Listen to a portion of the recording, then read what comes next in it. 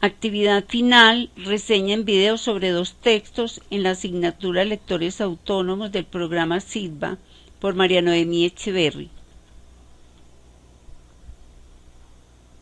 El sentido de un texto lo otorga el lector.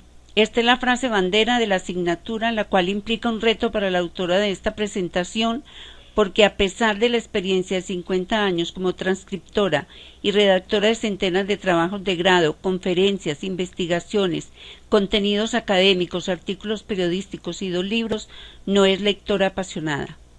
El reto es doble: cumplir con la actividad y demostrar que los no buenos lectores de libros también pueden reseñar textos y comentarlos con gran interés. La primera opción o reto que tengo son los 7 ratones ciegos. La información bibliográfica del texto es acerca de Ed Yong, su autor e ilustrador de la obra infantil. Nació y creció en China. Estudió artes en Estados Unidos, Illinois y Los Ángeles. Más que su autor original, es quien recrea una historia tradicional que ha tenido diferentes versiones. La fecha inicial del libro es de 1992 y en español fue publicado en Venezuela en el año 2001 por la editorial Ecaré. 7 ratones ciegos. Se trata de la historia de una familia de ratones que creen haber visto algo muy raro en las cercanías de su vivienda y comenzaron cada día de la semana, uno por uno, para ir a ver el objeto raro. Cada ratón escogió una parte por día para inspeccionar y, por supuesto, dieron su informe sobre lo observado sin tener en cuenta que debían conocer todo el objeto raro para saber a qué se enfrentaban. Quizás fue el miedo por ser tan grande dicho objeto, pero les faltó inteligencia para ir todos juntos, trabajar en equipo e inspeccionar toda la figura poco a poco sin equivocarse. Hay un dicho muy cierto: el que poco abarca, poco aprieta, y la dicha no alcanza. Y esto ocurrió a los 7 ratoncitos ciegos de este álbum de lectura y aprendizaje. Me gusta esta obra porque me viene como anillo al dedo la reflexión de su autor. Moraleja ratoneja: si solo conoces por partes, dirás siempre tonterías, pero si puedes ver el todo, hablarás con sabiduría. Me parece que es un álbum excelente porque contiene texto e imágenes. Invita a pensar y analizar el sentido de cada imagen o parte que presente el autor. Lo considero de gran importancia para transmitir a los niños el sentido de orientación y representación de las cosas, con el objetivo de aprender que un todo está compuesto de partes, y ninguna parte puede olvidarse porque todas, cada una en su lugar, componen el todo completo, que en este caso era un elefante el que estaba cerca del hogar de ellos. La segunda opción contrarios. Información bibliográfica de este texto. Los autores son Oscar Brennifer y Jacques Desprez. Fue editado en la editorial Océano de México en el año 2007. Una obra excelente para ejercitar el arte de pensar, y es fascinante la relación que se establece entre el enunciado y sus complementos. Nos enseña sabiamente sobre cómo debemos pensar antes de actuar. El título es Un libro para ejercitar el arte de pensar, de Oscar Brennifer y Jacques Desprez. El comentario: ¿por qué pensar en los contrarios? Porque sin esto no podemos pensar ni saber lo que debe ser.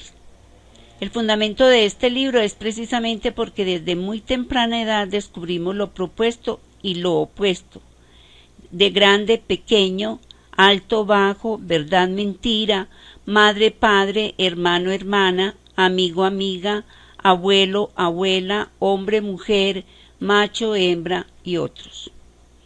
O sea, lo objetivo y lo subjetivo.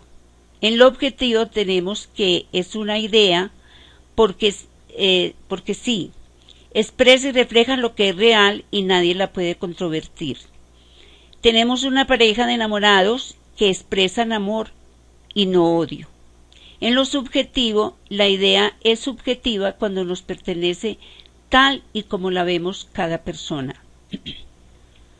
En el campo de la investigación cualitativa, Se dice que no ha sido fácil para los cientistas y las cientistas aceptar la subjetividad como característica del saber y pensar científico.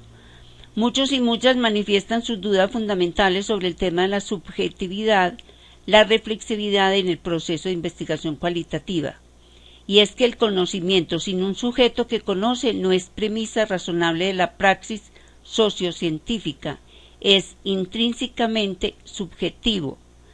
Esto lo dice Breuer. Seguimos con contrarios en cuanto a objetivo versus subjetivo. La naturaleza, por ejemplo, es objetivo porque es todo aquello que existe fuera del dominio del ser humano. Es la vegetación, los animales, la roca, las montañas, los ríos, los mares, el cuerpo humano y su cerebro. También es todo lo que gobierna la vida y es necesario para ella. En lo subjetivo tenemos la cultura, porque es el producto de la inteligencia humana, el lenguaje, las ideas, el arte, la ciencia, las técnicas, así como las obras y los trabajos que surgen de estos y cambian el mundo. También tenemos las costumbres, los ritos, las creencias que unen a los seres humanos en una misma sociedad. Todo ello es cultura general, o sea, que es lo subjetivo, comparado con la naturaleza, que es lo objetivo. Continuamos con los contrarios, porque me fascina este tema. Causa-efecto. La causa es lo que genera una nueva existencia, lo que provoca una transformación, lo que contribuye a que ocurra algo. Todo lo que sucede tiene una causa. Nada pasa sin que algo lo haya provocado. Y el efecto es la consecuencia de algo. Todo lo que es provocado por una causa. Todo lo que es y existe es efecto de algo y produce a su vez otros efectos. Tenemos como ejemplo un dominó. Cuando se colocan las fichas, se organizan y la mano en su movimiento los mueve y causa el efecto de la caída de las fichas del dominó unas sobre las otras. Contrarios actuales. Nos encontramos con la paz y la guerra. Hay 7 ejercicios en favor de la paz. El domingo, estar en favor de la paz. El lunes, pensar en favor de la paz. El martes, sentir en favor de la paz. El miércoles, hablar en favor de la paz. Jueves, actuar en favor de la paz. Viernes, crear en favor de la paz. Sábado, compartir en favor de la paz. Y en cuanto a la guerra, se presenta la fotografía de un niño que dice no a la guerra, porque cada arma que se fabrica, cada buque de guerra en marcha, cada cohete disparado significa en el sentido final de un robo a quienes tienen hambre y no son alimentados, los que tienen frío y no están vestidos. Esto lo decía Dwight Eisenhower. En la guerra moderna vas a morir como un perro, sin ninguna buena razón. También lo dice Ernest Hemingway. La paz es el camino. Y encontramos que cómo poner fin a la guerra y a la violencia cuando Deepak Chopra, en su libro inspirado en la máxima de Mahatma Gandhi, no existe un camino hacia la paz es el camino, nos dice que la única estrategia que no se ha puesto a prueba es la paz en sí misma. La propuesta de Chopra, que inicia con la transformación personal de cada uno para conseguir terminar con la guerra y la violencia, solo a partir de un cambio radical de los valores y las prácticas de nuestra vida cotidiana haremos posible la paz como sistema de vida.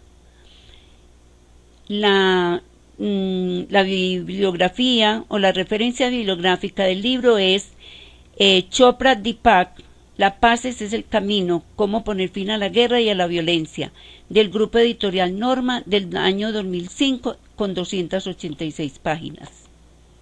Conclusiones. Excelente práctica para reseñar libros y documentos. Se aprendieron nuevas prácticas para la lectura y enriquecer la forma de pensar. Igualmente para comentar los contenidos y experiencias adquiridas en el ejercicio. Muy práctico y positivo para adquirir destrezas personales como lectores autónomos. Gracias por la oportunidad que nos brindan.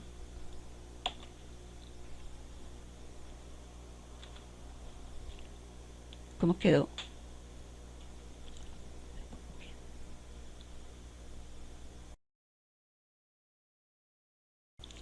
Actividad final, reseña en video sobre 2 textos en la asignatura Lectores Autónomos del programa SIDBA por María Noemí Echeverry.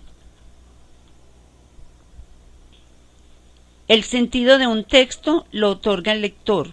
Esta es la frase bandera de la asignatura, la cual implica un reto para la autora de esta presentación, porque a pesar de la experiencia de 50 años como transcriptora y redactora de centenas de trabajos de grado, conferencias, investigaciones, contenidos académicos, artículos periodísticos y 2 libros, no es lectora apasionada. El reto es doble: cumplir con la actividad y demostrar que los no buenos lectores de libros también pueden reseñar textos y comentarlos con gran interés. La primera opción o reto que tengo son los 7 ratones ciegos. La información bibliográfica del texto es acerca de Ed Yong, su autor e ilustrador de la obra infantil. Nació y creció en China. Estudió artes en Estados Unidos, Illinois y Los Ángeles. Más que su autor original, es quien recrea una historia tradicional que ha tenido diferentes versiones. La fecha inicial del libro es de 1992 y en español fue publicado en Venezuela en el año 2001 por la editorial Ecaré. 7 ratones ciegos. Se trata de la historia de una familia de ratones que creen haber visto algo muy raro en las cercanías de su vivienda y comenzaron cada día de la semana, uno por uno, para ir a ver el objeto raro. Cada ratón escogió una parte por día para inspeccionar y por supuesto dieron su informe sobre lo observado, sin tener en cuenta que debían conocer todo el objeto raro para saber a qué se enfrentaban. Quizás fue el miedo por ser tan grande dicho objeto, pero les faltó inteligencia para ir todos juntos, trabajar en equipo e inspeccionar toda la figura poco a poco sin equivocarse. Hay un dicho muy cierto: el que poco abarca, poco aprieta, y la dicha no alcanza. Y esto ocurrió a los 7 ratoncitos ciegos de este álbum de lectura y aprendizaje. Me gusta esta obra porque me viene como anillo al dedo la reflexión de su autor. Moraleja ratoneja: si solo conoces por partes, dirás siempre tonterías, pero si puedes ver el todo, hablarás con sabiduría. Me parece que es un álbum excelente porque contiene texto e imágenes. Invita a pensar y analizar el sentido de cada imagen o parte que presente el autor. Lo considero de gran importancia para transmitir a los niños el sentido de orientación y representación de las cosas, con el objetivo de aprender que un todo está compuesto de partes, y ninguna parte puede olvidarse porque todas, cada una en su lugar, componen el todo completo, que en este caso era un elefante el que estaba cerca del hogar de ellos. La segunda opción contrarios. Información bibliográfica de este texto. Los autores son Oscar Brennifer y Jacques Desprez. Fue editado en la editorial Océano de México en el año 2007. Una obra excelente para ejercitar el arte de pensar, y es fascinante la relación que se establece entre el enunciado y sus complementos. Nos enseña sabiamente sobre cómo debemos pensar antes de actuar. El título es Un libro para ejercitar el arte de pensar, de Oscar Brennifer y Jacques Desprez. El comentario: ¿por qué pensar en los contrarios? Porque sin esto no podemos pensar ni saber lo que debe ser. El fundamento de este libro es precisamente porque desde muy temprana edad descubrimos lo propuesto y lo opuesto, de grande, pequeño, alto, bajo, verdad, mentira, madre, padre, hermano, hermana, amigo, amiga, abuelo, abuela, hombre, mujer, macho, hembra y otros. O sea, lo objetivo y lo subjetivo. En lo objetivo tenemos que es una idea porque sí, expresa y refleja lo que es real y nadie la puede controvertir. Tenemos una pareja de enamorados que expresan amor y no odio. En lo subjetivo, la idea es subjetiva cuando nos pertenece tal y como la vemos cada persona. En el campo de la investigación cualitativa, se dice que no ha sido fácil para los cientistas y las cientistas aceptar la subjetividad como característica del saber y pensar científico. Muchos y muchas manifiestan sus dudas fundamentales sobre el tema de la subjetividad, la reflexividad en el proceso de investigación cualitativa. Y es que el conocimiento sin un sujeto que conoce no es premisa razonable de la praxis sociocientífica, es intrínsecamente subjetivo. Esto lo dice Breuer. Seguimos con contrarios en cuanto a objetivo versus subjetivo. La naturaleza, por ejemplo, es objetivo porque es todo aquello que existe fuera del dominio del ser humano. Es la vegetación, los animales, las rocas, las montañas, los ríos, los mares, el cuerpo humano y su cerebro. También es todo lo que gobierna la vida y es necesario para ella. En lo subjetivo tenemos la cultura, porque es el producto de la inteligencia humana, el lenguaje, las ideas, el arte, la ciencia, las técnicas, así como las obras y los trabajos que surgen de estos y cambian el mundo. También tenemos las costumbres, los ritos, las creencias que unen a los seres humanos en una misma sociedad. Todo ello es cultura general, o sea, que es lo subjetivo, comparado con la naturaleza, que es lo objetivo. Continuamos con los contrarios, porque me fascina este tema. Causa-efecto. La causa es lo que genera una nueva existencia, lo que provoca una transformación, lo que contribuye a que ocurra algo. Todo lo que sucede tiene una causa. Nada pasa sin que algo lo haya provocado. Y el efecto es la consecuencia de algo. Todo lo que es provocado por una causa. Todo lo que es y existe es efecto de algo y produce a su vez otros efectos. Tenemos como ejemplo un dominó. Cuando se colocan las fichas, se organizan y la mano en su movimiento los mueve y causa el efecto de la caída de las fichas del dominó unas sobre las otras. Contrarios actuales. Nos encontramos con la paz y la guerra. Hay 7 ejercicios en favor de la paz. El domingo, estar en favor de la paz. El lunes, pensar en favor de la paz. El martes, sentir en favor de la paz. El miércoles, hablar en favor de la paz. Jueves, actuar en favor de la paz. Viernes, crear en favor de la paz. Sábado, compartir en favor de la paz.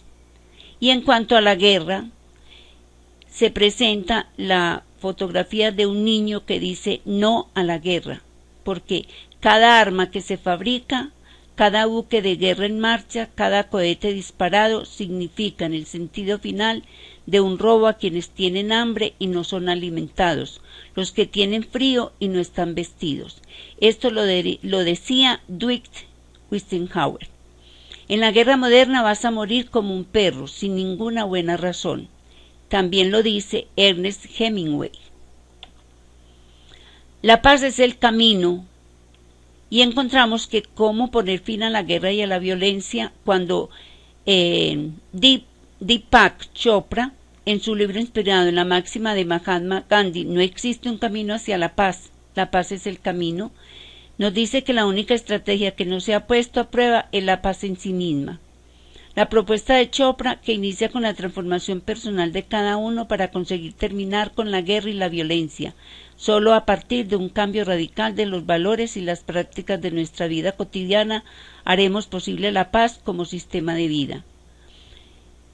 La bibliografía o la referencia bibliográfica del libro es Chopra Deepak, La paz es el camino, cómo poner fin a la guerra y a la violencia, del grupo editorial Norma del año 2005 con 286 páginas. Conclusiones. Excelente práctica para reseñar libros y documentos. Se aprendieron nuevas prácticas para la lectura y enriquecer la forma de pensar. Igualmente para comentar los contenidos y experiencias adquiridas en el ejercicio. Muy práctico y positivo para adquirir destrezas personales como lectores autónomos. Gracias por la oportunidad que nos brindan.